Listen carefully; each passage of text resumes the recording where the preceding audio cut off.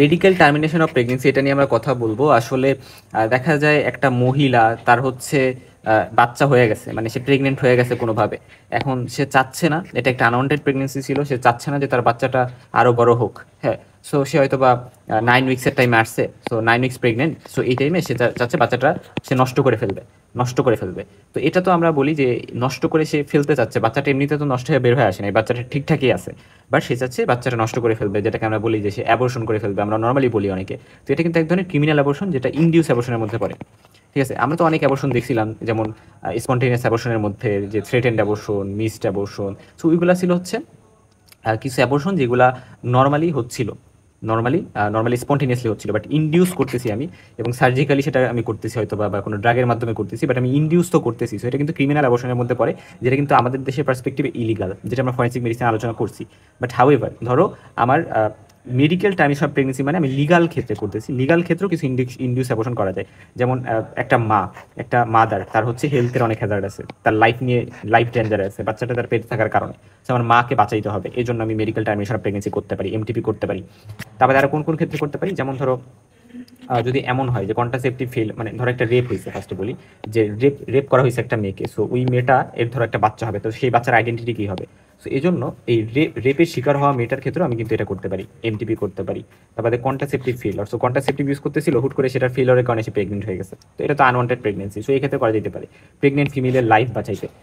অথবা হচ্ছে গিয়ে প্রেগনেন্ট ফিমেল বা পেটের মধ্যে যে বাচ্চা আছে, দুইজনেরই অনেক বেশি গ্রেভ ডেঞ্জার হইতে পারে।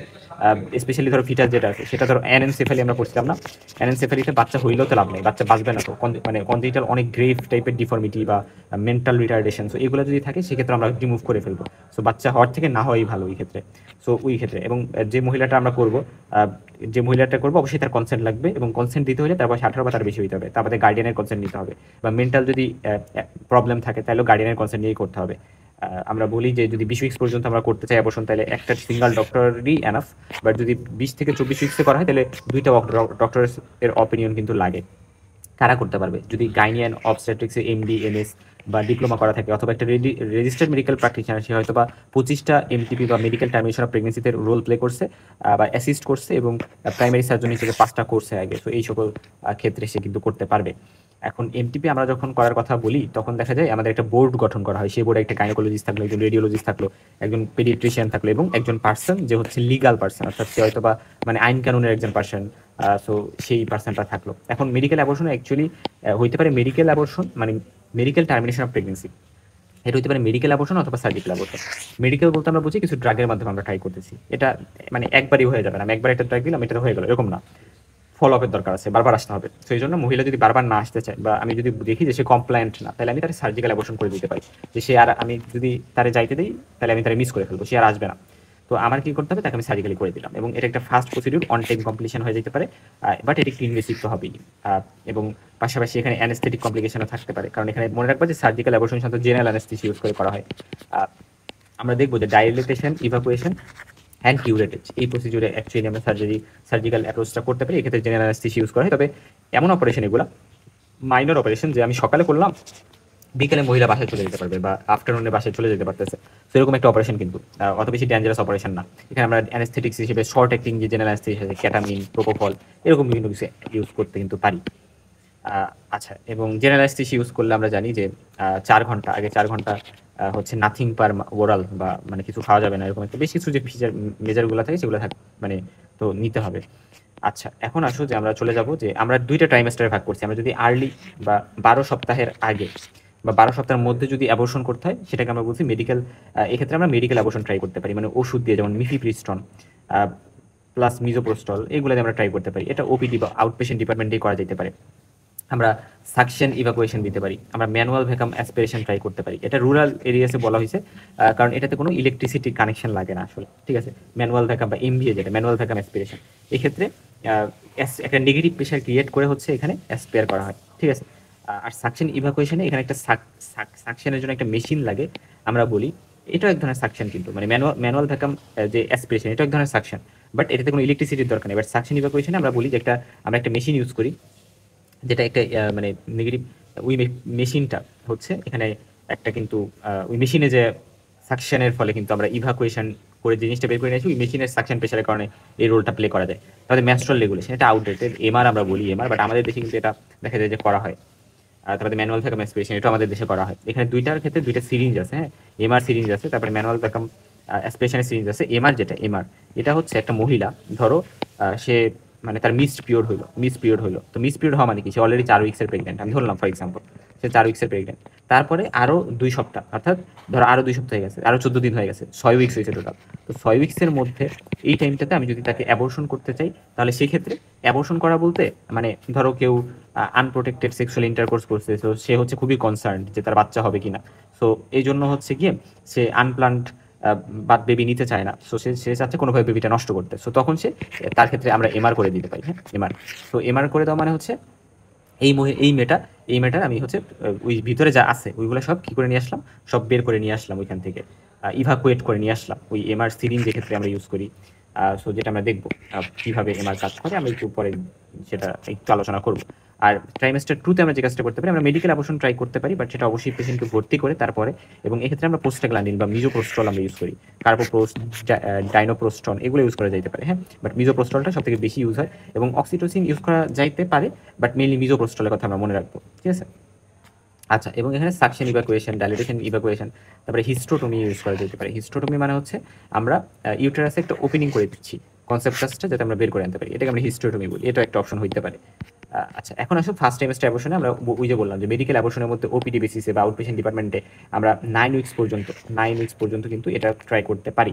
সেক্ষেত্রে আমরা মিফিপ্রিস্টল ড্রাগ ওরালি আমরা দিতে পারি, বা মিজোপ্রিস্টল এটা ওরালি দিতে পারি, সাবলিঙ্গুয়ালি, পারভেজানালি, পারভেক্টালি, অনেক রুটেই দেওয়া যায় মিজোপ্রোস্টলটা, বাট মিফিপ্রিস্টল যেটা এটা ওরালি দিতে হয়। এখানে যেটা করে মিফিপ্রিস্টন যে কাজটা করে, এটা হচ্ছে প্রোজেস্টেরন অ্যান্টাগনিস্ট যেহেতু, সো এরা ইমপ্লান্টের যে ইমরা আছে সেটা ডিটাচ করে দেওয়ার ট্রাই করে, এভাবে হচ্ছে বের করে আনবে আস্তে আস্তে, ঠিক আছে। ওষুধটা খাইলো ওরালি, তো পরবর্তীতে দেখা যাবে যে এটা হচ্ছে এইভাবে কাজ করতেছে। অপরদিকে মিজোপ্রোস্টল কি করে, ইউটেন কন্ট্রাকশনটা বাড়াই দেয় এবং সার্ভিক্সটাকে অনেক বেশি সফট করে দেয় যাতে হচ্ছে সার্ভিক্সটা রাইপ হয়ে যায়। আমরা বলি রাইপ মানে হচ্ছে এই যে ইফেসমেন্ট হয়ে যায়, মানে একেবারে প্রেগনেন্সির টাইমে, লেবারের টাইমে সার্ভিক্সটা যেমন হয়ে যায় যে এরা একেবারে মানে টেকিং আপ অফ সার্ভিক্স হয়ে যায়, ফলে লোয়ার ইউটেরাইন সেগমেন্টের পার্ট হয়ে যায় সার্ভিক্সটা, এবং আলটিমেটলি বাচ্চাটা ডেলিভারিতে খুবই সহজ হয়, সো ওরকম সার্ভিক্সের অবস্থা হয়ে যায়। এবং পাশাপাশি এর ফলে ইমব্রয়টা কি হয়, ইমব্রয়টা ডিটাচ হয়ে বাইরে বের হয়ে আসে, ঠিক আছে। এবং মিজোপ্রোস্টল এটা এরপরে কিন্তু ব্লিডিং দেখা যায় যে হয়, ঠিক আছে, ব্লিডিং হয়ে বাচ্চা বের হয়ে আসতেছে। আচ্ছা, তো সেক্ষেত্রে আমরা ডে 1-এ পেশেন্টকে বলি, পেশেন্টকে আমরা যে কাজটা করি, আমরা একটা মিফিপ্রিস্টন 200 মিলিগ্রামের ট্যাবলেট দিয়ে দিই ওরালি। ডে 3-তে আমরা একটা মিজোপ্রোস্টল ট্যাবলেট দিই, এটা ভ্যাজানালি দেওয়া যেতে পারে, সাবলিঙ্গুয়ালি দেওয়া যেতে পারে। যদি পেশেন্ট এমন হয় যে ভ্যাজানালি দিতে হলে তো ডক্টরের লাগবে, বাট পেশেন্ট নিজেই খাবে, তাহলে ওভার দ্য কাউন্টার ড্রাগ হিসেবে যদি নেয় তাহলে সাবলিঙ্গুয়ালি খাইতে হবে, ওরালি খাইলে বিভিন্ন সাইড ইফেক্ট থাকতে পারে। তো সেক্ষেত্রে ডে 3-তে এটা নেওয়ার পরে দেখা যাবে যে ব্লিডিং হয়েছে, হ্যাঁ, ব্লিডিং হবে। এবং ডে 15-তে আবারও তার পেশেন্টকে ফলো আপ করার ট্রাই করি আমরা, যাতে হচ্ছে সে কমপ্লিট অ্যাবর্শন হয়েছে কিনা এটা চেক করতে, এবং এই জন্য আমরা একটা আল্ট্রাসোনোগ্রাফি করবো। তবে আল্ট্রাসোনোগ্রাফি রুটিনলি করা হয় না, করতে হবে এমন না, ঠিক আছে। তো আমরা এই জিনিসটি ইম্পর্টেন্ট। এখন হচ্ছে পেশেন্ট যদি আনশিওর থাকে যে তার এলএমপি কবে, সো এই ক্ষেত্রে আমার জেস্টেশন লিস্ট বের করতে আমার ইউএসজি তো করা লাগবে, বা তার জেস্টেশনের মানে সাথে তার ইউটারাসের সাইজ মিলতেছে না পিরিয়ড অফ জেস্টেশনের সাথে, বা তার অ্যাবডোমিনে পেইন আছে, অথবা অনেক বেশি প্যারভেজানাল ব্লিডিং হচ্ছে, ইন্টারনাল লসটা ডে 15-এ দেখলাম আমি ওপেন হয়ে আছে, সো তখন আমি ইউএসজি করতে পারি। আচ্ছা, এখন কন্ট্রা ইন্ডিকেটেড কখন, এই যে মেডিকেল অ্যাবর্শনের কথা যে আমি বললাম, সো এটা আসলে কখন আমি করবো না, যদি হিমোগ্লোবিন দেখি 8 গ্রাম পার ডেসিলিটারের থেকে কম হয়, কারণ তখন যেহেতু অনেক বেশি অ্যানিমিয়া আছে, সো এখানে ব্লিডিং যেহেতু হবে, তাই আমি কিন্তু এদিকে যাব না। এবং পেশেন্ট যদি ফলো আপ করতে না চায়, বা আনকন্ট্রোলড হাইপারটেনশন যদি থাকে 160 ওভার 100 বা তার থেকে বেশি, বা আনকন্ট্রোল সিজার যদি থাকে, তাহলে আমি কিন্তু মেডিকেল অ্যাবর্শন করবো না। তারপরে chronic renal failure, porphyria, glaucoma থাকলেও করবো না। এবং পেশেন্টের অবশ্যই আমি এটা করার আগে মানে মেডিকেল মানে এই ওষুধগুলো দেওয়ার মাধ্যমে করার আগে আমি হিমোগ্লোবিনটা দেখে নিব, ইউরিন রুটিন অ্যান্ড মাইক্রোস্কোপি করে নিব, আর এবিও মানে ব্লাড গ্রুপিংটা করে নিব, এবং প্রেগনেন্সি টেস্ট করে নিব যদি না করা হয়ে থাকে অলরেডি। আর এই মেডিকেল অ্যাবর্শনের যে জিনিস হতে পারে, এক্সেসিভ ব্লিডিং হতে পারে মানে ড্রাগ নেওয়ার পরে, তারপরে ইনকমপ্লিট অ্যাবর্শন হইতে পারে, মানে দেখা গেছে অ্যাবর্শন হয়েছে, বের হয়ে আসছে কনসেপ্টাসটা, বাট কিছু রয়ে গেছে ভিতরে, তো তখন আমরা ওইটা সার্জিক্যালি কিন্তু করতে হবে। এবং পেশেন্ট যদি ধরো মিজোপ্রোস্টাল নিল এবং এর 24 ঘন্টা পরে পেশেন্ট ব্লিডিং হয়নি, সো হওয়ার তো কথা, কিন্তু কেন হইলো না, এই জন্য আমরা কি করলাম, আমরা একটু ইউএসজি করবো, ইউএসজি করে দেখবো যে কার্ডিয়াক অ্যাক্টিভিটি আছে, কার্ডিয়াক অ্যাক্টিভিটি যদি থাকে তার মানে কি বাচ্চাটা বেঁচে আছে, সো সেক্ষেত্রে আমরা সার্জিক্যালি সাকশন ইভাকুয়েশন করে আমরা বের করে আনবো। সাকশন ইভাকুয়েশন বলতে কি বোঝায় সেটা আমরা দেখবো। আর যদি কার্ডিয়াক অ্যাক্টিভিটি না থাকে তার মানে কি বাচ্চাটা মানে বেঁচে নাই, বাট আমরা মানে হার্ট সাউন্ড আমরা পাই না, বাট আমি আবারও মিজোপ্রোস্টাল দিব, এবং 7 দিন পরে আবার একটু ফলো আপ করবো। সো এইভাবে আমি করতে পারি। এবং এখানে একটা কথা আমি বলে রাখি এখানে, ধরো আমি একটা বাচ্চাকে মিজোপ্রোস্টাল দিয়ে আমি হচ্ছে বের করে আনার ট্রাই করতেছি। সো 24 ঘন্টা পরে আমি চেক করলাম যে কি অবস্থা, কার্ডিয়াক অ্যাক্টিভিটি কি অবস্থা, বা হচ্ছে আছে কি নাই। এখন বলতে পারো যে ধরলাম আমি কার্ডিয়াক অ্যাক্টিভিটি আছে, মানে বাচ্চাটা বেঁচে আছে। এখন মহিলা আবার মুড সুইং করলো, মনে করলো যে আচ্ছা যেহেতু মানে আমি তো চাচ্ছিলাম বাচ্চাটাকে অ্যাবর্শন করে ফেলবো, এখন যেহেতু আমি কার্ডিয়াক অ্যাক্টিভিটি পাইছি, আচ্ছা বাচ্চাটা বাঁচুক, সমস্যা নেই, থাকুক আমার পেটে। কিন্তু মনে রাখবা যে এই মিজোপ্রোস্টাল যে আমি দিছি এটা কিন্তু বাচ্চার জন্য ট্যারাটোজেনিক। সো ট্যারাটোজেনিক যেহেতু আমি একবার যেহেতু দিয়ে দিছি, এই বাচ্চা আর প্রেগনেন্সি কন্টিনিউ করা যাবে না। সো আমি একবার যেহেতু দিয়ে দিছি, আমি কি করবো, আর কন্টিনিউ করবো না প্রেগনেন্সি। আমি মহিলাকে বলতে হবে যে আপনার প্রেগনেন্সি আর কন্টিনিউ করা যাবে না, আমি এটাকে বের করে দিব। হ্যাঁ, সো এই জিনিসটা কিন্তু বলতে হবে। এবং এমটিপি সাধারণত বেস্ট হচ্ছে যে মেডিকেল টার্মিনেশন প্রেগনেন্সি করা হচ্ছে সাকশন ইভাকুয়েশনের মাধ্যমে। বেস্ট হচ্ছে 9 থেকে 12 উইকস, অর্থাৎ সাকশন ইভাকুয়েশন যেটা একটা সার্জিক্যাল টেকনিক। আমরা মেডিকেল ম্যানেজমেন্ট কথা তো বললাম, বা মেডিকেল কীভাবে করবো সেটা বললাম। এখন সার্জিক্যালি বেস্ট অপশন হচ্ছে সাকশন অ্যান্ড ইভাকুয়েশন। তো এখানে হচ্ছে এটা 9 থেকে 12 উইক্সে করা বেস্ট, বাট এরা হচ্ছে 16 উইক্সের মধ্যে করতে হবে। 16 উইক্সের পরে ইউজুয়ালি করা হয় না। তো এই ক্ষেত্রে আমরা বেশ কিছু টার্ম একটু আমরা পরিচিত হই। দেখো এই যে জিনিসগুলো দেখতেছো, এটাকে আমরা বলি হচ্ছে হেগার্স ডাইলেটর। আমরা বলি না যে ডি অ্যান্ড সি। সো এই ডি অ্যান্ড সি, ডি আর ই, এই দুটোকে একসাথে আমরা ডি বলি, আর সি মানে কিউরেটেজ। সো ডি মানে ডাইলেটেশন। এই ডাইলেটেশন আমরা করি যে জিনিসটার মাধ্যমে, সেটাকে আমরা বলি হেগার্স ডাইলেটর। এবং এইগুলা হেগার্স ডাইলেটর থাকে, এবং বিভিন্ন সাইজের থাকে। হেগার্স ডাইলেটর 6, 7, 8 এরকম বিভিন্ন সাইজের থাকে। তো এই যে মানে এটার মাধ্যমে আমরা ইন্টারনাল লস অফ সার্ভিক্স এটাকে ডাইলেট করি, এবং ডাইলেট করে অ্যাকচুয়ালি সার্ভিসটাকে ডাইলেট করলাম, এবং ডাইলেট করে আমরা বিভিন্ন কাজে এটা ইউজ করতে পারি। ঠিক আছে, তারপরে আমরা কারমান্স ক্যানুলা নামে একটা ক্যানুলা আছে। দেখো এই ক্যানুলা খুব ইম্পর্টেন্ট, যে এটাও বিভিন্ন সাইজের থাকে, কারমান্স ক্যানুলা। এবং এটা দুইটা ট্রাইঙ্গুলার ওপেনিং থাকে এই ক্যানুলাতে। দুইটা ট্রাইঙ্গুলার ওপেনিং আমরা দেখবো এই ক্যানুলাতে, খুবই ইম্পর্টেন্ট। এবং এখানে বিভিন্ন কালার করা থাকে, কালার করে বোঝা যায় সাইজের বিষয়টা। হ্যাঁ, এবং এটা হচ্ছে আমরা, এবং এই যে কার্বান ক্যানুলা, এটা একটা সাকশন মেশিনের সাথে কানেক্টেড থাকবে, মেশিন বা হচ্ছে সিরিঞ্জের সাথে কানেক্টেড থাকবে। হ্যাঁ, যদি মেশিন ইউজ করি তার মানে কি আমার ইলেকট্রিসিটি লাগবে, বাট রুরাল এরিয়াতে অনেক জায়গায় দেখা যায় মেশিন ইউজ না করে একটা সিরিঞ্জ ইউজ করা হয়, সেখানে কার্বান ক্যানুলাটা কানেক্ট করে দেওয়া হয়। সো এই রিজনটা। এবং পরবর্তীতে আমি ধরো এই যে ইউটারাসের মধ্যে যে কনসেপ্টটা জমা হয়ে আছে, যেগুলোকে আমি বের করে আনতে চাচ্ছি, সো এখানে মানে মানে ধরো কার্বান ক্যানুলার মাধ্যমে এগুলাকে ইভাকুয়েট করে আমি হচ্ছে ওই যে সিরিঞ্জের মাধ্যমে বা একটা মেশিনের মাধ্যমে ওখানে আমি নিয়ে আসতেছি, ব্যাপারটা এরকম আর কি। আচ্ছা, এখন আসো যে আমরা কার্বান ক্যানুলা নিয়ে অনেক কথা বললাম। সো কীভাবে আমি করবো, পেশেন্টকে ফার্স্টে ব্লাডার ইমপিটি করতে বলবো। এবং আচ্ছা একটা কথা আমি এখানে বলি যে প্রেগনেন্সির ফার্স্ট দিকে কিন্তু আমরা যখন আলট্রাসোনোগ্রাফি করি, আমি মহিলাকে বলি আপনি ব্লাডার ফুল রাখবেন, ফুল রেখে কিন্তু করা হয়। হ্যাঁ, ফুল রেখে কিন্তু আলট্রাসাউন্ড করা হয়, ওটাতে ভালো বোঝা যায়। আচ্ছা হোক, এখানে আমি কী করবো, প্রসিডিউরটা হচ্ছে ফার্স্ট পেশেন্টকে বলবো আপনি ব্লাডারটা ওপেন মানে ইমপিটি করে আসা। তারপর আমি পারভেজেনাল এক্সামিনেশন করবো একটা লিথোটমি পজিশনে, মানে আমি একটা বাইম্যানুয়াল এক্সামিনেশন করবো আর কি, পারভেজেনাল এক্সামিনেশন। তো আমি লিথোটমি পজিশনে পেশেন্টকে করে নিব। এরপরে আমি মানে ইউটেরাস যেটা, এটার সাইজ এবং পজিশন এটা আমরা কনফার্ম হবো, যেটাকে অ্যান্টিভার্টেড নাকি রেট্রোভার্টেড। ঠিক আছে, এই ক্ষেত্রে আমি যাতে ভালো করে অবজার্ভ করতে পারি, এজন্য আমি পোস্টিরিয়র ওয়াল অফ ভেজাইনা, এই জায়গায় একটা সিমস স্পেকুলাম ইউজ করি। মনে রাখবা যে পোস্টিরিয়র ওয়াল, ভেজাইনা পোস্টিরিয়র ওয়ালটাকে হচ্ছে রিট্রাক্ট করার জন্য আমরা একটা সিমস স্পেকুলাম ইউজ করতে পারি, এবং অ্যান্টিরিয়র ওয়ালটা ধরার জন্য, হ্যাঁ, রিট্রাক্ট করার জন্য আমরা অ্যান্টিরিয়র ভেজাইনা ওয়াল রিট্রাক্টর ইউজ করতে পারি। এবং পাশাপাশি আমি সার্ভিক্সের অ্যান্টিরিয়র লিপ ধরার জন্য আমরা একটা যে জিনিসটা ইউজ করতে পারি সেটা আমরা বলি ভালসেলাম। তো ভালসেলাম যেটা, এটা একটা মানে ফোরসেপসের মতোই দেখতে। সো এই ভালসেলামটা আমরা ইউজ করতে পারি। পাশাপাশি স্পঞ্জ হোল্ডিং ফোরসেপস আমরা ইউজ করতে পারি। সো এটা দিয়ে আমরা সার্ভিক্সটাকে হোল্ড করে রাখবো এবং একটু টান দিব, যাতে ইউটেরাসটা একটু মানে কি হয়, একটু ট্রাকশন পায়, যাতে হচ্ছে পরবর্তীতে আমি এটার ভিতরে যাতে কার্বান ক্যানুলাটা ঢুকাইতে পারি, রাইট। এবং এখানে এই প্রসিডিউরটা করার জন্য আমরা এখানে কি করবো, মানে অ্যানেস্থেশিয়াও কিন্তু দিতে হবে। এবং আমরা বলি জেনারেল অ্যানেস্থেশিয়ার কথা।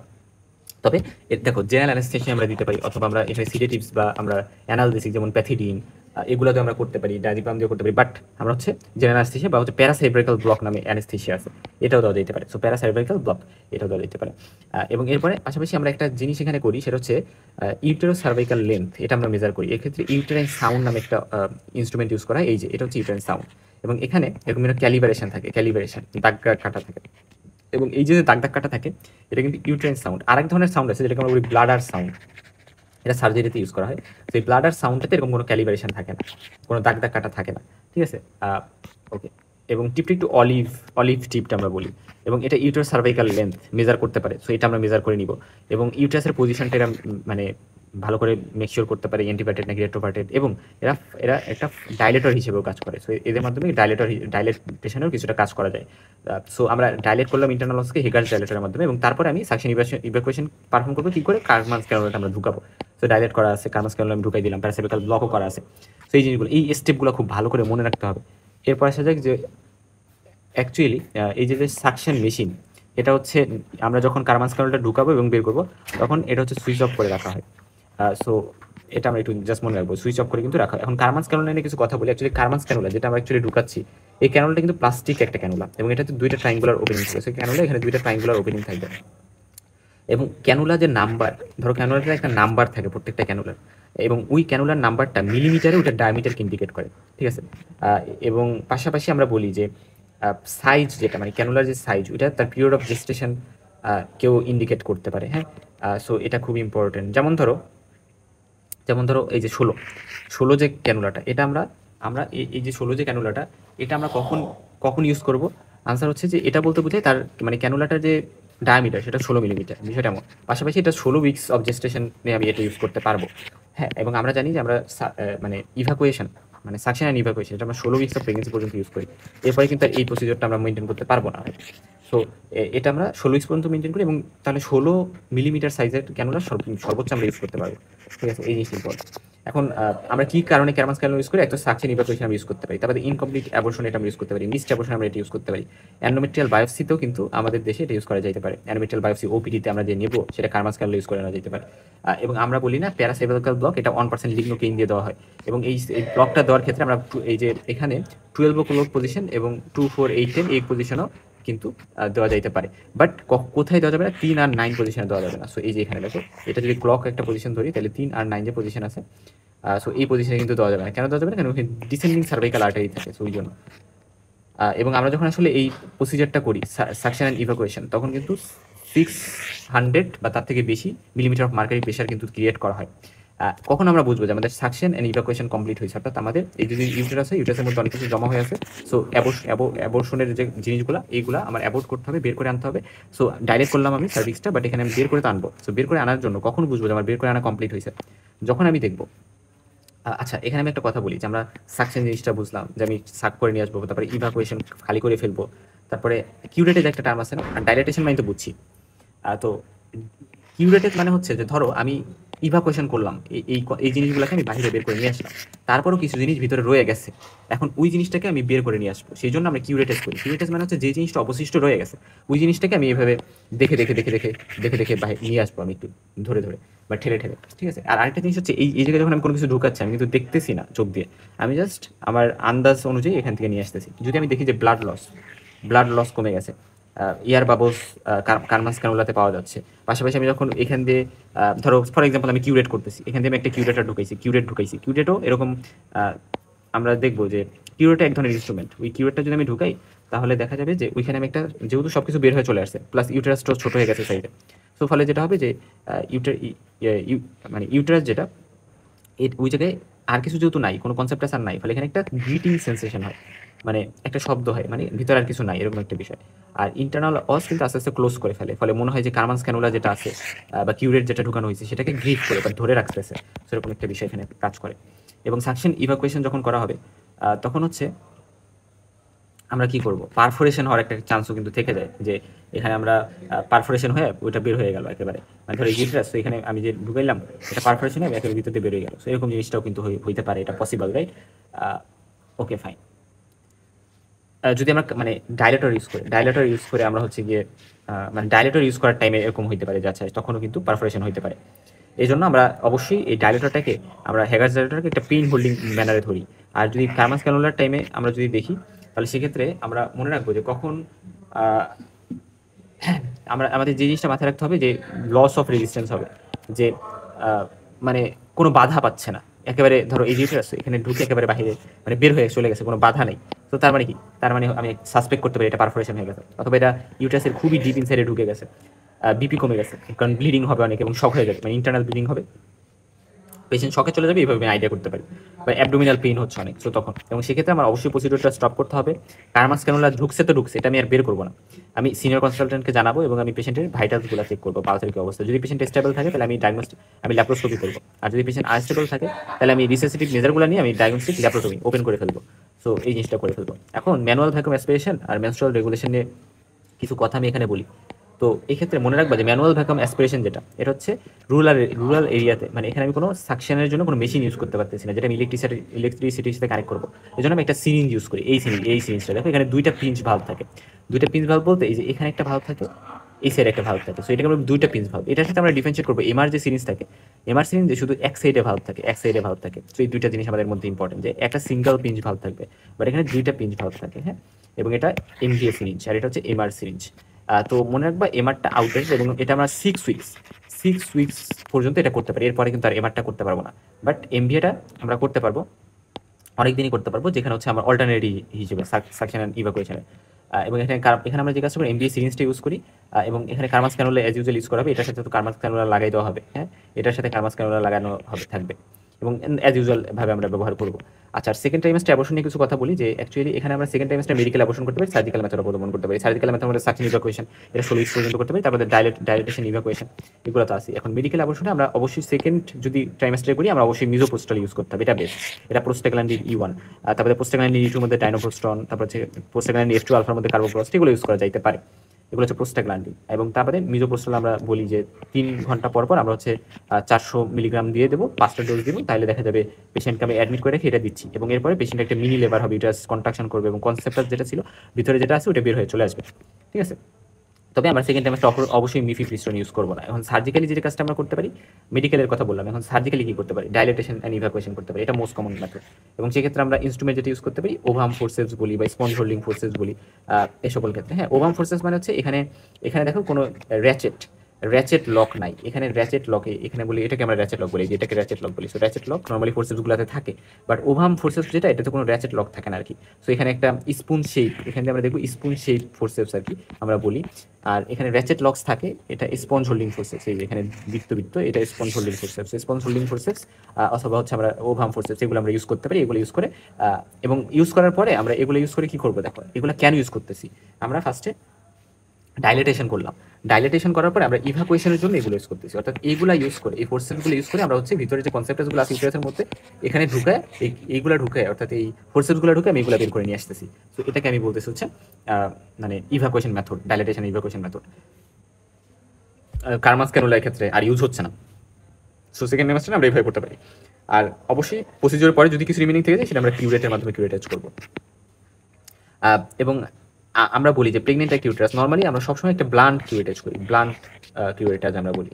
বাট যদি হচ্ছে মোলার প্রেগনেন্সি থাকে সেক্ষেত্রে শার্প কিউরেটাইজ নামে একটা টার্ম আছে, শার্প কিউরেটাইজ করা হয়। ব্লান্ট কিউরেটাইজ আমরা নর্মালি করি যাতে ইনজুরি না হয়, কিন্তু মোলার প্রেগনেন্সির ক্ষেত্রে শার্প কিউরেটাইজ করা লাগে।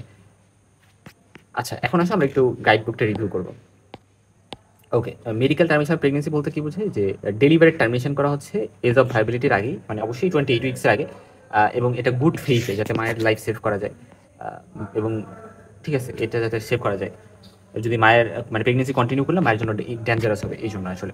সো কেন করা যেতে পারে সেটা ইম্পর্টেন্ট, যে কোনো কার্ডিয়াক ডিজিজ, তারপর হচ্ছে কোনিক গ্লোমেরুলোনেফ্রাইটিস, ম্যালিগন্যান্ট হাইপারটেনশন, বা আমরা বলি যে intractable hyperemesis gravidarum, cervical blast malignancy, diabetes mellitus with retinopathy, so এরকম বিভিন্ন ডেঞ্জারাস কন্ডিশন যেটা থেরাপিউটিক টার্মিনেশন আমরা বলতে। সোশ্যাল কিছু ইন্ডিকেশন আছে, সোশ্যাল বলতে যে আনপ্লান্ট প্রেগনেন্সি করছে এবং তার ফ্যামিলি অবস্থা ভালো না এবং রেপের কারণে প্রেগনেন্সি হয়েছে, এটা একটা বিষয়। তারপর ইউজেনিক একটা কন্ডিশন, ইউজেনিক মানে হচ্ছে যে বাচ্চার এনএনসিফালি হয়েছে, এখন বাচ্চারা তো বাচ্চার লাভ নেই আসলে, ডাউন সিনড্রোম, হিমোফিলিয়া, এই বাচ্চাগুলোকেও করা যাইতে পারে অবশ্য, বা কোনো ট্রাইটোজেনিক ড্রাগের এক্সপোজার আসছে, তো তখন করা যেতে পারে। রুবেলা ইনফেকশন হয়েছে ফার্স্ট টাইমেস্টারে, তখন করা যেতে পারে।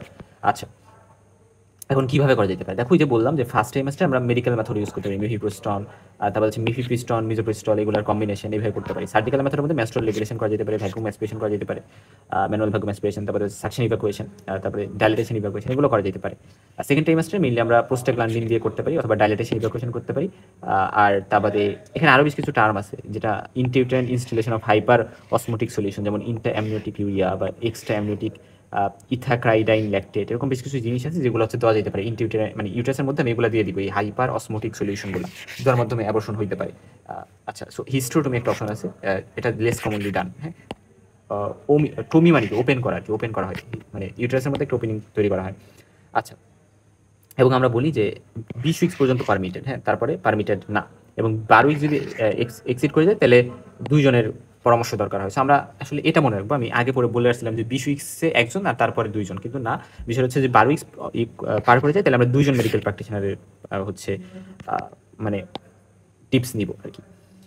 আচ্ছা, এবং এটা অবশ্যই কোথায় করতে হবে? অবশ্যই হসপিটালে করতে হবে, যেখানে একটা প্রপার মানে কোনো অ্যাসেপটিক, সরি মানে কোনো যেখানে হচ্ছে ইনফেকশন হইতে পারে, সেপসিস হইতে পারে, সেপটিক একটা জায়গা, ওই সকল জায়গায় করা যাবে না। এবং ওম্যানের অবশ্যই একটা রিটেন কনসেন্ট থাকতে হবে, এবং হাজব্যান্ডের কনসেন্ট এখানে লাগে না। যদি মেন্টালি আনস্টেবল হয় তাহলে পেশেন্ট, মানে পেশেন্টের যে প্যারেন্টস বা লিগাল গার্ডিয়ান তাদের ক্ষেত্রে নিতে হবে। এবং অবশ্যই এখানে সার্ভিক্সের ইনজুরি হওয়ার চান্স থাকে, ইউটেরাইন পারফোরেশন হয়ে যেতে পারে, ডাইলেটেশন অ্যান্ড ইভাকুয়েশনের টাইমে হেমোরেজ শক হতে পারে, থ্রোম্বোসিস ইম্বোলিজম হতে পারে, পোস্ট অ্যাবোটাল সেপসিস হতে পারে, ইনফেকশন হতে পারে, এটা খুব ইম্পর্টেন্ট। এবং এক্ষেত্রে পোস্টাগ্ল্যান্ডিন, অক্সিটোসিন, এগুলোরও বেশ কিছু সাইড এফেক্ট থাকে, যেমন পোস্টাগ্ল্যান্ডিনের ভমিটিং, ডায়রিয়া, ফিভার, ইউটাইন পেইন, এরকম বিভিন্ন প্রবলেম হতে পারে। গাইনোকোলজিক্যাল রিমোট কিছু কমপ্লিকেশন যেমন menstrual disturbance, choric pelvic inflammation, তারপরে ইনফার্টিলিটি, পেলভিক ইনফ্লামেটরি ডিজিজের কারণে ইনফার্টিলিটি হওয়া, তারপরে স্কার এন্ডোমেট্রিওসিস, ইউটেরাইন শাইনিকিয়া, মানে অ্যাশারম্যান সিনড্রোম হওয়া আর কি, যেটা কারণে সেকেন্ডারি অ্যামোনিয়া হতে পারে, এবং অবস্টেটিক্যাল বিভিন্ন কমপ্লিকেশন, একটোপিক প্রেগনেন্সি কিন্তু হয়ে যেতে পারে, এবং এটা 3 গুণ চান্স বাড়ে এটা একটোপিক প্রেগনেন্সি আসলে এটা করতে গেলে, রাইট? সো একটোপিক প্রেগনেন্সি কিন্তু হতে পারে, এবং রিকারেন্ট মিড ট্রাইমাস্টার অ্যাবর্শন হতে পারে, সার্ভাইকাল ইনকম্পিটেন্স এখানে হতে পারে, যে সার্ভিক্সটি ইনকম্পিটেন্ট হয়ে যাবে, ডাইলেটেশন করতে গেছে, ডাইলেটেশন করতে যায়। আচ্ছা, আমরা এই যে ডাইলেটেশন, ইউটাসের যে যেমন ডাইলেটেশন করা লাগে, এই যে সার্ভিক্স ইন্টারনাল আছে এই জায়গায় ডাইলেটেশন আমরা করি এই জায়গায়, সো এটা কখন কখন করা লাগতে পারে? এটা আরও অনেক কারণেই করা লাগতে পারে, যেমন ধরো আমার এখানে ধরো ব্লাড জমে গেছে কোনো কারণে, হেমাটোমেট্রা হয়েছে, বা এখানে পায়োমেট্রা হয়েছে, পাত জমে গেছে, তখন আমরা এই জিনিসটাকে বের করে আনার জন্য কিন্তু অনেক সময় আমরা এখানে ডাইলেটর, হেগার্স ডাইলেটর ইউজ করে ডাইলেট করতে পারি। তো ডাইলেট করতে গেলে কিছু কমপ্লিকেশন হতে পারে, যেমন সার্ভাইকাল ইনকম্পিটেন্স, যে সার্ভিক্সটার এই জায়গার যে মানে একটা স্ফিংটারিক অ্যাকশন এটা থাকবে না, এটা ক্লোজ করবে না, এটা ডাইলেটেড হয়ে থাকবে, ফলে সার্ভাইকাল ইনকম্পিটেন্স। আর সার্ভাইকাল ইনকম্পিটেন্স হলে আমরা জানি যে mid trimester, specially second trimester abortion হয়, আর তারপরে প্রিটার্ম লিভার ডিসম্যাচুরিটি, রাপচার ইউটেরাস, এরকম বিভিন্ন কমপ্লিকেশন কিন্তু করতে পারে। এবং আরেকটা ইম্পর্টেন্ট কথা বলি, যে এই যে যাই করি আমরা, এই যে অ্যাবর্শন আমরা করলাম, মেডিকেল টাইমস অফ প্রেগনেন্সি করলাম, যদি আইস নেগেটিভ মাদার হয় তাহলে কিন্তু আমার অ্যান্টি ডি এর কথা সবসময় মনে রাখতে হবে। ডাইলেটেশন অ্যান্ড কিউরেটেজ, এটার কথা যদি আমরা একটু বলি, এটা একটা অপারেটিভ প্রসিজার, এটা মাইনর অপারেটিভ প্রসিজার, তবে অবশ্যই অনেক সাবধানতার সাথে করতে হবে। এবং আমরা ফার্স্টে ডাইলেটেশন করি সার্ভাইকাল ক্যানেলের, তারপরে সেখানে ইউটেরাইন কিউরেটেজ করা যেতে পারে, এবং এটা মোস্ট কমন গাইনোকোলজিক্যাল অপারেশন বলা হয়, এবং খুব কমনলি এটা করা যেতে পারে। এবং ডাইলেটেশন অ্যান্ড কিউরেটেজ যে অপারেশন, সেটার ইন্ডিকেশন কি আমরা এইভাবে আলাদা করে বলবো, যে ডায়াগনস্টিক আছে, থেরাপিউটিক আছে। সো কি কি আছে দেখো, ডায়াগনস্টিকের মধ্যে হচ্ছে ইনফার্টিলিটির জন্য করা যেতে পারে যে ওভুলেশন হয়েছে কিনা, এটা এখন অত কমনলি করা হয় না, কারণ ওভুলেশন দেখার জন্য আমাদের অনেক প্রসিজার আছে, বাট ওভুলেশন হয়েছে কিনা এটা বোঝার জন্য এটা কিন্তু করা যেতে পারে। তারপরে dysfunctional uterine bleeding, abnormal uterine bleeding, pathological ammonia, endometrial tuberculosis যদি থাকে, এন্ডোমেট্রিয়াল কার্সিনোমা যদি থাকে, পোস্টমেনোপজাল ব্লিডিং, তারপরে কোরিয়ন এপিথিলিওমা, সেরকম বিভিন্ন কিছু ডায়াগনোসিসের জন্য আমরা কিন্তু স্যাম্পল কালেকশনের জন্য এইভাবে আমরা করতে পারি। তারপরে থেরাপিউটিক যে প্রসিজার, থেরাপিউটিক অর্থ মানে ট্রিটমেন্টের জন্য, যেমন আমরা ব্লিডিং কন্ট্রোল করার জন্য ডিউরির জন্য ইউজ করতে পারি। সব থেকে ইম্পর্টেন্ট হচ্ছে অ্যাবর্শন, তো অ্যাবর্শনের যতগুলো আছে, incomplete abortion, missed abortion, inevitable abortion, তারপরে মোলার প্রেগনেন্সি বা হাইটেক রিফর্ম, এই ক্ষেত্রে আমরা ইউজ করতে পারি। অ্যানিমেটাল পলিপ, তারপরে আইইউসিডি বা ইনটিউটেন কন্ট্রাসেপটিভ ডিভাইস রিমুভালের ক্ষেত্রেও কিন্তু আমরা এটা ইউজ করতে পারি। এটা একটা ইম্পর্টেন্ট কথা। এবং পাশাপাশি ডিউবি, অ্যানিমেটাল পলিপ, এগুলোর ক্ষেত্রে ডায়াগনস্টিক থেরাপিউটিক দুই ক্ষেত্রেই লাগে। এবং তবে কখন করা যাবে না, প্রেগনেন্সি যদি থাকে, প্রেগনেন্সির মাঝে মানে একটা নর্মাল প্রেগনেন্সি, সেক্ষেত্রে তো আমি ডিএনসি করতে পারবো না, বা হচ্ছে পেলভিক ইনফেকশন যদি থাকে, অ্যাক্টিভ ইনফেকশন, তখন কিন্তু আমি করতে পারবো না। কখন শুধু ডাইলেটেশন করা লাগে, ওই যে বললাম যে অ্যাম্পুটেশন অফ সার্ভিক্স যেখানে করা লাগবে তার আগে এটা করা যেতে পারে। এবং তারপরে হিস্ট্রোস্কোপির আগে হেমাটোমেট্রা যদি থাকে, পায়োমেট্রা যদি থাকে, সেক্ষেত্রে করা যেতে পারে। বা ইউটেন একটা কিউরেট বা একটা আইসিডি ইনসার্ট করবো তার আগে করা যেতে পারে। স্পাসমোডিক ডিসমেনোরিয়ার আগে মানে টাইমে করা যেতে পারে। সো এই পাঁচটা কারণ মনে রাখবো যেখানে শুধু আমরা ডাইলেটেশন করি। এবং স্টেপসগুলো আমি বলে আসছি আসলে, এখানে আবার এখানে স্টেপসগুলো সুন্দর করে দিচ্ছে। ফার্স্টে পেশেন্ট ব্লাডার ইম্পেটি করে আসবে, আমি জেনারেল অ্যানেস্থেসিয়া দিব, বা ডিপ সিডেশন দিতে পারি, বা প্যারাসিপিক্যাল ব্লকও ইউজ করতে পারি। এগুলো ইউজ করে পেশেন্টকে লিথোটমি পজিশনে দিব, এবং লিথোটমি পজিশনে দিয়ে আমি হচ্ছে লোকাল অ্যান্টিসেপটিক বা ক্লিনিং করবো। ক্লিনিং করে বায়োম্যানুয়াল একটা এক্সামিনেশন করবো, যেখানে পোস্টিরিয়র ভ্যাজাইনাল স্পিকুলাম ইন্ট্রোডিউস করবো, মানে যেটাকে আমরা সিমস স্পিকুলাম বলি, সিমস স্পিকুলাম ওটা। এবং অ্যান্টিরিয়র লিপ অফ সার্ভিক্স আমরা গ্রাস করছি ভালসেলাম দিয়ে, এটা এক ধরনের ফোর্সেপস টাইপের। এবং ইউট্রান্স সাউন্ড আমরা ইন্ট্রোডিউস করছি, এবং সেটার মাধ্যমে আমরা length of the utero cervical length দেখছি। এবং সার্ভাইকাল ক্যানেল ডাইলেট করছি একটা গ্রাজুয়েটেড ডাইলেটর, যেটাকে আমরা হ্যাগার্স ডাইলেটর বলি, সেটা দিয়ে। এবং ডাইলেটর যখন ইন্ট্রোডিউস করা হয় তখন সার্ভিক্স হচ্ছে একটা ভালসেলাম দ্বারা অবশ্যই আমরা ট্রাকশন দিয়ে নিচ্ছি, যাতে ভালো করে ঢুকাই, মানে ডাইলেটর ভালো করে ইন্ট্রোডিউস করা যায়। এবং ডাইলেটেশনের পরে আমরা ইউটেরাইন ক্যাভিটি একটা ইউটেরাইন কিউরেট দ্বারা হচ্ছে কিউরেট করছি। এবং আমরা বলি যে আইদার ক্লোকওয়াইজ অথবা অ্যান্টি ক্লোকওয়াইজ করতে হবে। ফান্ডাস থেকে, এখানে খুবই ইম্পর্টেন্ট কথা, এই যে তো আমার ফার্স্টে একটা ফান্ডাস বরাবর যাইতে হবে, ধর আমি কিউরেট দিয়ে ফান্ডাস বরাবর গেলাম, কিউরেট দিয়ে, হ্যাঁ আমরা কিউরেট এজের কথা বলতেছি। ডাইলেটেশন অ্যান্ড ইভাকুয়েশন যখন আমরা করবো, ইভাকুয়েশন তো আমরা কার্মাস ক্যানুলা ঢুকায় অথবা হচ্ছে আমরা ফোরসেপস, বিভিন্ন ফোরসেপস ঢুকে আমরা করবো, বাট আমরা এখানে কিউরেট এজের কথা বলতেছি। সো কিউরেট যদি আমরা করি তাহলে সেক্ষেত্রে কিউরেটটা ফার্স্টে আমার কই ঢুকাইতে হবে, ফান্ডাস বরাবর দিতে হবে, ফান্ডাস দিয়ে পরে আস্তে আস্তে এখান দিয়ে মানে ক্লোকওয়াইজ অ্যান্টি ক্লোকওয়াইজ আমরা এই সাইডে কিউরেট করে নিয়ে আসবো যদি কোনো কিছু রিমেইনিং থাকে ইভাকুয়েশনের পরে। সো এই জিনিসটি ইম্পর্টেন্ট, আমি শুরুতে ফান্ডাসে লাগাবো, আমি নিচ থেকে হাতে দিতেছি এরকম না, শুরুতে আমার ফান্ডাসে যা লাগাইতে হবে, এটা খুব ইম্পর্টেন্ট যে ফান্ডাসটা আমি ফিক্স করছি, এবং অবশ্যই জেন্টলি করতে হবে, হ্যাঁ। এবং তারপরে ভালসেলাম স্পিকুলাম রিমুভ করতে হবে, এবং কিউরেটেড যে ম্যাটেরিয়াল সেগুলো প্রপারলি এবং হিস্টোপ্যাথোলজিক্যাল এক্সামিনেশনের জন্য পাঠানো যাইতে পারে। এবং ইনকমপ্লিট অ্যাবর্শনে কিন্তু এটা লাগে, রিটেইন যে প্রোডাক্ট মানে যেগুলো রয়ে গেছে ওইটা রিমুভ করার জন্য লাগে। আচ্ছা, আরেকটা ইম্পর্টেন্ট কথা হচ্ছে যে আমরা জানি যে কোনো রিটেইন থেকে যায় সেটা পোস্ট অ্যাবর্শনাল ব্লিডিং করতে পারে, ইউটাইন ইনফেকশন সেপসিস করতে পারে, প্লাসেন্টা ইউটাইন পলিপ করতে পারে। সো আলটিমেটলি ওইগুলোর জন্য আমরা এটাকে রিমুভ করতে হবে, এবং রিমুভ করার জন্য আমরা ডিএনসি করবো। এবং ডিএনসির কমপ্লিকেশনের সার্ভিক্স ইঞ্জুরি হতে পারে, ইউটাইন পারফোরেশন হয়ে যেতে পারে, হেমোরেজ হতে পারে, ইঞ্জুরি টু গাট, অর্থাৎ যেহেতু ইউটাইন পারফোরেশন হয়ে বেরোয় যাবে কিউরেট করার টাইম, ওইটা গাট ইঞ্জুরি করতে পারে, ইনফেকশন করতে পারে, সার্ভাইকাল ইনকম্পিটেন্স করতে পারে, ইউটাইন অ্যাশারম্যান সিনড্রোম করতে পারে। আচ্ছা, এবং এভাবে আমরা করবো। এখন আমরা কিভাবে আসলে ধরো পারফোরেশন হয়ে গেছে ইউটারাসের, ডিএনসি করতে যায়, এখন এটা কিভাবে ম্যানেজ করবো, আমি দেখবো যে সাইনগুলো দেখবো যে রেজিস্ট্যান্স লস হয়ে গেছে, তারপরে হচ্ছে মানে ইনস্ট্রুমেন্টটা অনেক বেশি প্যাসেজ হয়ে গেছে, পুরো ভেদ করে চলে গেছে, এবং ইনস্ট্রুমেন্ট মোবিলিটি ঠিকভাবে হচ্ছে না, এবং অনেক বেশি ভেজানাল ব্লিডিং হচ্ছে, এবং এই ক্ষেত্রগুলোতে আমাদের পারফোরেশন যে হয়েছে এটা আমার কনফার্ম করতে হবে।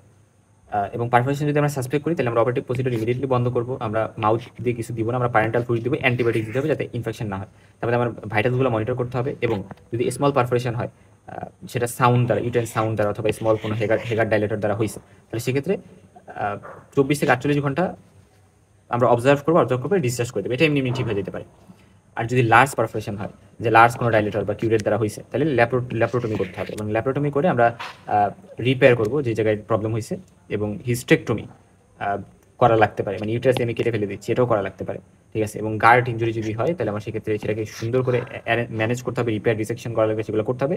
আর যদি ম্যালিগনেন্সি বা পায়োমেট্রা সাসপেক্ট করা হয় তাহলে ল্যাপ্রোটমি করতে হবে, এবং পরবর্তী হিস্টেকটমি করা লাগলে করবো, এবং কনজারভেটিভ ট্রিটমেন্ট অ্যান্টিবায়োটিক অবশ্যই দিতে হবে, কারণ পেরিটোনাইটিস হওয়ার চান্স থাকতে পারে, বিভিন্ন ইনফেকশন হতে পারে। আর ফ্র্যাকশনাল কিউরেটিস নামে একটা আমরা গাইনিতে পড়ে আসছি, যে ফ্র্যাকশনাল কিউরেটিস মানে হচ্ছে আমরা সার্ভাইকাল যে ক্যানেল ওইটা আমরা কি করি, কিউরেট করি, আর মানে ইন্টারনাল অস। আচ্ছা, এখানে মানে বিষয়টা এরকম যে আমরা কি করি, আমরা হচ্ছে ফ্র্যাকশনাল কিউরেটেজের মাধ্যমে ধরো এই ইউটারাস, সো ইউটারাসের মধ্যে আমরা পুরা ইউটারাসের মধ্যে বিভিন্ন জায়গা থেকে, মানে অ্যান্ডোমেট্রিয়ামের বিভিন্ন জায়গা থেকে, ইউটেন ক্যাভিটির বিভিন্ন জায়গা থেকে, মানে আমরা বিভিন্ন স্যাম্পল নিচ্ছি। সো ফ্র্যাকশনাল জায়গা থেকে বিভিন্ন জায়গা থেকে এভাবে হচ্ছে আমরা স্যাম্পল নিচ্ছি, এটাকে আমরা ফ্র্যাকশনাল কিউরেটেজ বলতেছি। এবং আমরা এটা মেনলি পোস্ট মেনোপজাল ওম্যান, তারপরে অ্যান্ডোসার্ভাইকাল ম্যালিগনেন্সি যদি চিন্তা করি, এন্ডোমেট্রিয়াল ক্যান্সার যদি চিন্তা করি, সেক্ষেত্রে আমরা এটা নিতে পারি, ঠিক আছে। ওকে, ফাইন। আমরা মেনলি এটা হচ্ছে সার্ভাইকাল ক্যানেল এর ওই রিজনটাতে আমরা এই কিউরেটটা করতে পারি, এবং মানে সার্ভাইকাল ক্যানেলের ওই রিজনটাতে আমরা এটা করতে পারি, ইউটারাইন ক্যাভিটির মধ্যে তো করতে পারি। এবং এটা আমরা হচ্ছে যে ইন্টারনাল অস ডাইলেট করার আগে এটা করা হচ্ছে, এটা একটা ইম্পর্টেন্ট বিষয়। তারপরে ইন্টারনাল অস ডাইলেট করা হচ্ছে, এবং তারপর হচ্ছে আমরা অ্যান্ডোমেট্রিয়াল কিউরেটেজ নিচ্ছি। সো ফার্স্টে আমরা সার্ভাইকাল কিউরেটেজ নিলাম সার্ভাইকাল ক্যানেলে, তারপর আমরা সার্ভিসটা ডাইরেক্ট করি, তারপর আমি ইউটারাসের মধ্যে ঢুকি, ইউটারাসের মানে ইউটারাসের মধ্যে ইউটারাইন ক্যাভিটির মধ্যে মানে স্যাম্পলগুলো নিলাম, এবং এখানে জায়গায় থেকে নেওয়া হয়, শুধু একটা জায়গা থেকে নিলাম এমন কিন্তু না। এবং এটার ফলে যেটা হয় যে মানে কোনো মিসিং থাকবে না, বিভিন্ন জায়গা থেকে আমি স্যাম্পল পাচ্ছি। আচ্ছা, এখন আসা যাক যে আমরা ধরো এখানে ডিএনসি করা হয়েছে একটা ওল্ড ইনকমপ্লিট অ্যাবর্শনের ক্ষেত্রে, তো 4 মিলিমিটার একটা ডাইলেটর পাস করা হলো। আচ্ছা, এবং ইন্টারনাল লস দিয়ে রেজিস্ট্যান্স লস হয়ে গেছে। আর রেজিস্ট্যান্স লস হওয়া মানে কি, মানে হচ্ছে এটা পারফোরেশন করে ফেলছে। এখন ম্যানুয়াল ভ্যাকাম অ্যাসপিরেশনে লাস্ট একটু কথা বলি, তো এটা হচ্ছে একটা সেফ এবং এফেক্টিভ মেথড, যেটা হচ্ছে ইউট্রাইন কন্টেন্টসগুলোকে আমরা বের করে আনি, এবং এখানে হ্যান্ড হেল্ড একটা প্লাস্টিক অ্যাসপিরেটর দিয়ে, সো অ্যাসপিরেটর হিসেবে এখানে একটা প্লাস্টিক মানে নেগেটিভ প্রেশারটা একটা প্লাস্টিক অ্যাসপিরেটর বা একটা মানে সিরিঞ্জের মাধ্যমে করা হয়, এমবিএ সিরিঞ্জ আমরা বলি।